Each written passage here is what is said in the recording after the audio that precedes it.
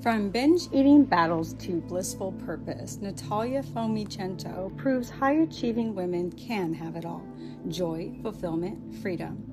If you're ready to stop surviving and start thriving, this episode is your wake-up call. Let's get started.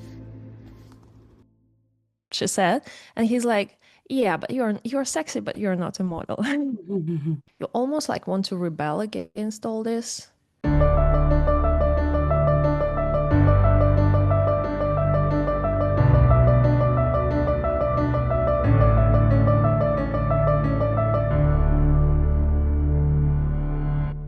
This is From Wounds to Wisdom with Barbie Moreno. Real talk, deep healing, and stories that turn pain into power. Let's dive in. Thank you for joining us on From Wounds to Wisdom. This is your host, Barbie Moreno, and today I have with us a guest who works with women, which is near and dear to my heart. So please welcome Natalia Fomichenko. Thank you for having me, Barbie. It's a pleasure to be here. Yes, thank you. So I know, like I said, working with women is what I do as well. I have my own reasons for my journey and why I work with women. Can you kind of give us some history on you, and then we'll go into what you do? Sounds good. So I'm a coach, but this journey was not straightforward. I'm also a very much of a business person, and from the very beginning, I was chasing achievements and I was following that journey of, you go to the best university, and then you go to the most prestigious work, and then hopefully you become, I don't know, a CEO. I don't know what I aspire to become, but somewhere along the journey, I realized that it's just a hamster wheel, just a Mhm. chase, and it doesn't give me anything internally but stress. Right. And I ignored it back then. I thought maybe I'm weak. Maybe, something is wrong with me. And so I persevered. And as I persevered, this stress coupled with unfulfilling work, or rather not knowing what it is that I'm all about and why I'm here, it all translated into an eating disorder. Mhm. That was my biggest challenge to hide back then. We grow from an adversity. Mhm. And so, as I was trying to help myself overcome it, I started really getting interested in psychology, spirituality, basically anything. I've tried so many things just to help myself. And as I was going through this journey, if I ever am able to help myself, I would also want to help other women who are going through the same challenges. As it turned out, eating disorder was a symptom of me not knowing what's my purpose, not knowing what brings me joy. And that is what I help women now, finding their joy and fulfillment in their journey, career or beyond, Mhm. and removing all those unnecessary stress induced symptoms. I've noticed in my journey, I had an eating disorder as well. I know that there's a lot of women who do. What I have learned is that there's a couple of things, and I'd like to get your take on it. One is control, right? When you feel like you can't Mhm. control anything else in your life, at least you can control that, or you think you can. And the other thing is that, I don't know how yours was, but I was a high achieving woman as well, but I never felt like, I don't know if I did it because of social reasons. Like I always had weight problems anyways for me. And so I felt like it kept me at a certain size. I don't know if that was your story, but give me an idea on what you feel like was the history, behind your eating disorder. Yeah, thank you for asking. And I would like to specify mine was binge eating disorder. There are multiple. There's anorexia, bulimia. I had a period of sports bulimia where I would go to a gym at midnight trying to lose whatever binge I just had. Hmm. But yeah, it was binge eating. And you're right, it's control. I wanted to control something. I mean, something, at least something in my life, because I feel like, it's just my life is riding me as opposed to me riding my life. There was also a body image problem. I was never fat, but I was always very, very keen to be thin. And I think that has something to do with external validation from my early years, thought that models are very, very pretty. And I occasionally received feedback that I look like a model. And to be frank, I do, but it was still not enough. And I remember I was dating my ex-boyfriend and his ex was a model. Somebody told me that I look like a model. And I turned to him and I'm like, oh, hear what she said. And he's like, yeah, but you're sexy, but you're not a model. So, things like this triggered me a lot. But on top of this, I think what was another driver was this sense of pleasure. I couldn't find as much pleasure in other things. And last thing is the a chance to escape. So sometimes when I got very, very overwhelmed with the world and I was just chasing and chasing and chasing, that was my way to go into my shell, to shut myself from the world and to just be there. It was my way to slow down. So yeah, there were multiple factors. I know when you said the feel good, there's a lot that comes with that, right? So if you feel empty on the inside, putting food in feels good. There's Hmm. actually chemicals that go on in our brain when we eat too, right? Specific foods in particular that create us to have that good, feel good feeling. And I think a lot of people don't understand, especially high achieving people deal with the fact that, yeah, they might look amazing on the outside, but there's so much going on in order to maintain that image and to maintain, that success that internally there is a lot of struggle. What have Hmm. you found that you dealt with internally when you were going through this time in your life where it appeared on the outside that you were successful? Yeah, that's a great question. And I think the whole problem stems from the fact that there is an internal struggle because that is what takes a lot of energy. Because when you are not accepting a part of yourself for any reason, then you got to fight it. And it's like in this movie where she's like fighting the part of herself that was younger. It's not useful to fight yourself. What you do is you're just losing your energy. And instead, is accepting both parts. And I think I was struggling with accepting a weak side of myself. I didn't feel whole back then. I had this image that a high achieving woman needs to be strong. I just couldn't let myself to be weak, and that weak part of me, and both sided, every coin has two parts, and that was, I guess, another driver. Where did you get the idea of your value came from external factors? Everything that I did required an observer for me to get it validated. I didn't have that part of myself who can tell me what's right and wrong in the sense that I would accept that opinion above all other people. Like now I understand. Now, if I am choosing something and I think that's a good choice, even if somebody else tells me before, it would make me feel so bad because I would think that especially if I trust that person. Now, I guess it's shifted. Now I can see the other side, something that tells me inside that I'm really happy where I am career-wise. Mhm. And I do have a room to grow, as we all do, but I'm really happy where I am, and that's enough. Even if somebody else tells me that, look, I do something else and that's better, good for you. So I got this internal platform support that I didn't have before. And do you think you didn't have it before because you didn't get it when you were younger? Yeah. Yeah, that's where a lot of our Yeah. root causes come from, right? Yeah. Were your, Childhood. yeah, were your parents the type that only recognized you when you achieved or did good or you were a good girl? Yeah. Even though it wasn't very prominent in the sense that when parents would give you big presents if you did well at school, I always did well at school. From the very beginning, I was a straight A student. But I think it's more to do with a lot of responsibility in the early age. I had to grow up pretty quickly. My parents worked a lot and they did everything that they could. I took care of my little sister. Then when you grow up, you almost like want to rebel against all this. Like, yeah, you're like forgetting me. I don't know what I want, but I'm here. And maybe that was also her way to get attention.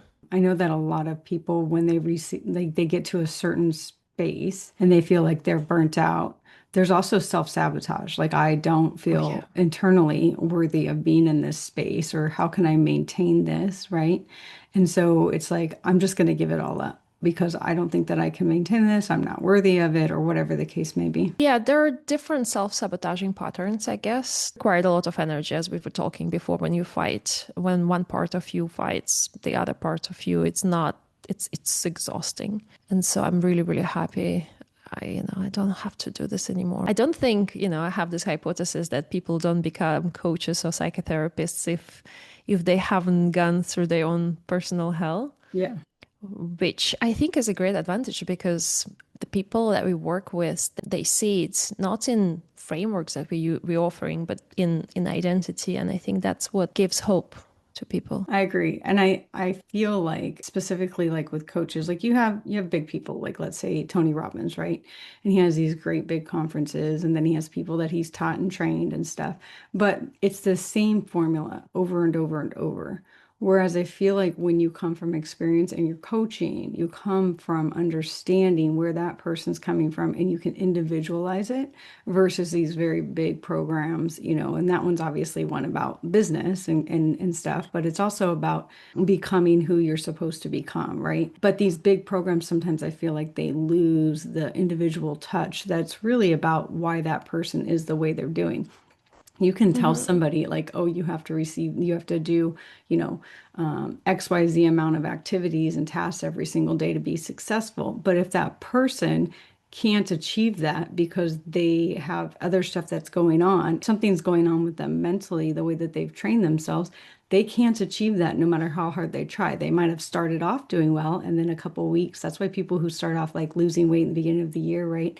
And Yeah. then they go back to their old patterns because they haven't retrained themselves. Yeah, what you're saying is super right. You cannot make a change on the action, on the to-do level, unless you make a change in identity, on who you are level. So, for instance, if I want to lose weight or if I want to really achieve something in my career, I kind of want to mentally be that person who values the healthy lifestyle, who values the boundaries. As a result of being that person, with time, I will get all those things. Yeah, I was just talking with some clients of mine a couple of days ago, and we were talking about they had done like manifestation, like affirmations, and they were like, they're in like, a ridiculous amount of debt now. All of a sudden, there's all of these problems, and they're like, how come we were working on manifestation, we were doing all these positive affirmations and everything, and it didn't work out? And I was like, because you're coming from a place of scarcity, right?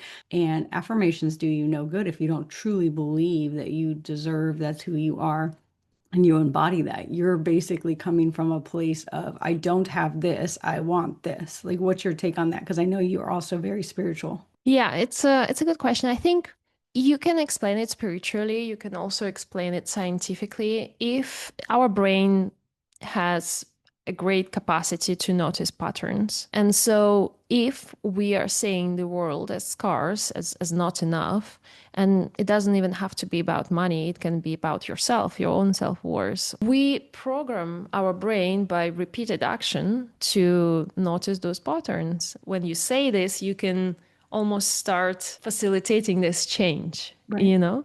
So it sounds like Yeah. what what I talk about too, it's awareness, right? So if you Mhm. say like, I have a good body, but then your body tenses up and it's like, yeah, no, no, no, we don't believe that. You have to focus on the awareness that that's what the body's doing so that you can then be aware and then you can watch that. And from watching that, the awareness brings in that, and then you can work on that through various different exercises and all of those different things, right? Yeah, exactly. Mind and body are super interconnected. When you smile, usually when you're happy, but if you start smiling when you're unhappy, eventually the brain and mind catch up, and then you start feeling better. And Mhm. so the same logic applies to anything. And if you want to make a change, you first need to make sure your body feels safe in that change. Yeah, and I noticed like you have to do it in small steps. And that's the other thing. I feel Mhm. like people want to go and like run a marathon and they don't understand like you have to just start with, 5 minutes a day if you start from nowhere. so that your body can get used to it, your mind can get used to it. It's so much easier to say, well, I'm going to go for a 5 minute walk versus I'm going to go run a mile if you're not a runner yet, you know? Yeah, I think honestly, the secret of life is the small steps, Hmm. literally, and the patience to execute them. Yeah. Because this is the compounding effect of all the changes. And yet, all we want is just an instant change, but we are not even ready for this. I didn't develop my social media back then, and I was dreaming of like 100,000 followers. It's not about numbers, it's about feeling ready for who you are now and enjoying that because that's the stepping stone to what's next. Yeah, I'm glad you said that because when you were talking about social media and followers, my mind initially went to like, that is half the problem, right? So it's a different kind of achievement. And people will leave one career and then they go into something like this, and then they start qualifying their value by how many people are following or liking them. And I feel like that's a Yeah. whole nother trap that people get into when they think that they're getting out of the other trap, right? Exactly. I think when you are getting out of the trap that has been built on external validations and external facades, at some point you will have to go and look inside because that's where all the foundation starts from. Yeah, I agree. I think social media is a whole trap in and of itself, in my opinion. The fakeness of it. You need it oftentimes to succeed business wise. I agree. There's lots of fakeness. Do you have children? I don't. Yeah, I think that that's a whole different world too, especially if you're a high achieving person and you're trying to maintain being a parent and you're trying to maintain being a spouse and you're trying to like, wear all of these different hats. And it's another way to create a huge persona that crumbles. Yeah. Do you have children? I have two, yeah, and they drive me nuts and I love them. But I have to say, one thing I talk about is that my older daughter grew up with me as my high achieving self who needed to prove myself and wasn't present as much as I thought I was because I would show up, but I wasn't actually present. I was on my phone or my computer or thinking about, things when I was at like activities and stuff. So she's 17. She grew up with me more in that way until like the Hmm. last 5 to 10 years, which my son's 11, he grew up with me a different way. So they have very different attachment styles. If people don't know what attachment styles Mm. are, it's the way that, we interact with other people. I would call her anxious attachment, right? She's worried about people in her life, like leaving, I guess would be the best way Hmm. of saying, in various Yeah. different ways, right? And where my son is more, has like a secure attachment, right? Like he is just who he is. The world can just like surrender to him. Yeah. And it really depends on how your parents showed up at that time. And you can have one parent who parents two different kids very differently based on where they are in their life. This is so fascinating. It's such a responsibility. Yeah. It's such work. I want to have children, but I recognize that it's not a walk in the park. In fact, I have an anxious attachment style, which I learned to sort of be mindful of. And it's funny because my partner, he has a secure attachment Mm. style. And in the very beginning of our relationship, I was like, oh my God, like, what if something is wrong? Yeah. And the things that you do to evolve, they're going to trigger stuff. They're going to trigger Hmm. stuff in you that you didn't know that you have. The other thing about anxious attachment is that person's kind of always scanning for other people, right? Like to see what their mood is or whatever the case may be. But I find a lot of high achieving women are still constantly like, we feel and we're very intuitive. So we know if somebody's like in a bad mood. All of these things make you who you are in a unique way. And so it's about awareness, knowing your triggers, recognizing it as an alarm, and that has nothing to do with reality most of the time. It's really important to just know yourself and know we all have strengths and weaknesses, Right. and And it's a there is no journey. exception. Yeah. Exactly. The whole Yeah. life is a journey. And if you came in perfect, there'd be really no purpose in living it, right? Hmm. We live through Be no experiences. fun. Yeah, it'd be no Hmm. fun. Sometimes it's not fun, but yeah. Yeah. We all have opportunities to change and to grow certain things, yet we ignore them because we feel like we're afraid or we're not ready. And then life throws to us another circumstance that is way heavier. And because otherwise, how do we learn? Right. And so, yeah, it's a combination of our choices too. So on the podcast, I always ask that the guest gives a tool that people can take with them, something that they can, use today, not something that's like way down the future. So what is a tool that you teach for your clients that you feel like would be beneficial? I think today we've discussed lots about fulfillment and how important it is for general enjoyment of your life and also for navigating such stress-related systems. So I've created my own formula of joy or fulfillment. There are three components. It's safety, it's purpose, it's fun or play. And so safety is basically making sure that your body and yourself feel safe. And I actually would argue that when people try to grow, they want to leave the safe zone, to go into the growth zone. You actually have to have your safety zone very established to then venture into the growth zone, because you have to have this foundation. And so the second element is the purpose. And that's basically what's really is meaningful to you, and how do you help other people. It's impossible to identify purpose in isolation.